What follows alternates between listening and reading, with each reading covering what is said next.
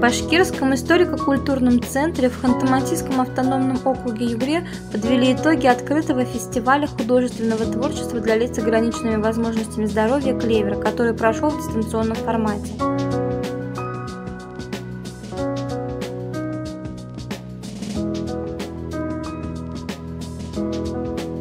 Фестиваль «Клевер» первый год собирает творческих участников для того, чтобы каждый желающий смог раскрыть внутренний мир и показать свои таланты.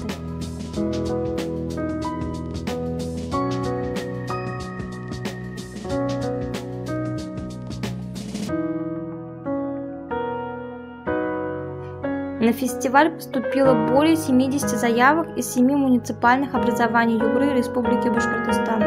Заявки на участие принимались в 4 возрастных категориях от 4 до 17 лет в номинациях «Вокал», «Инструментальное творчество», «Художественное слово», «Декоративно-прикладное творчество», «Хореография» и «Изобразительное искусство».